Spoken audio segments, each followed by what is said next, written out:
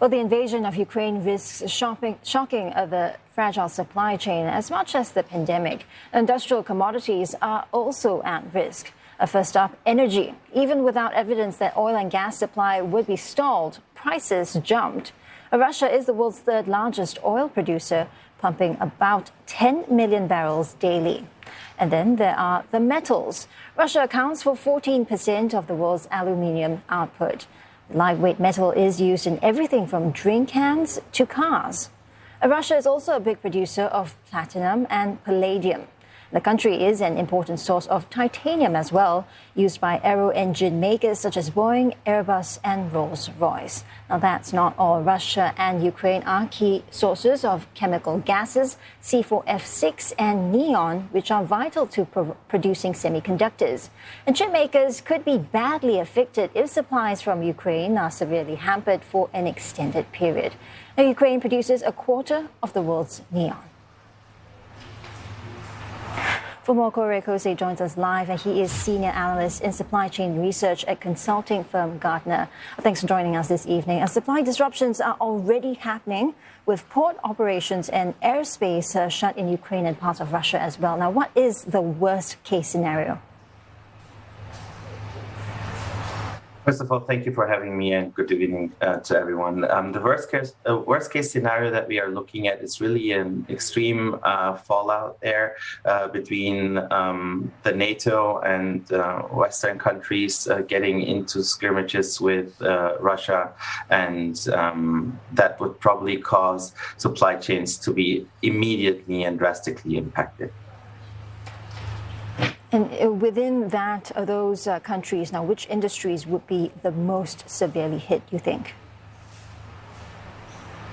I think in your summary, you already mentioned the ones that will be that already are impacted in regards to the key minerals and raw materials that come mainly from Russia and Ukraine.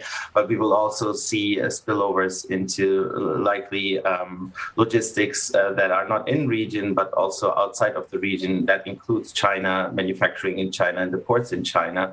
And when we're thinking about industries, we will see issues in the high-tech industry, very likely in the semiconductor industry that's already suffered in the last 2 years and is thankfully on a rebound, but that rebound can be severely impacted by this as one. We can see issues in the aerospace and defense, automotive sectors, even all the way through agriculture, as Ukraine's production of agricultural products, especially when you think about wheat and other important products that are just basics in agriculture, are really important and key ingredients. So that will probably the ones that will first be impacted. But we are talking about the global supply chain gridlock. So over time, in the midterm, we will see probably widespread impact. Mm-hmm.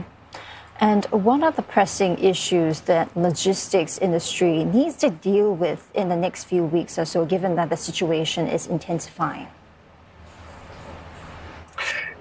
We immediately see the cost of logistics go up because of the energy prices associated with the fuel prices, the oil prices going up and reacting to this issue.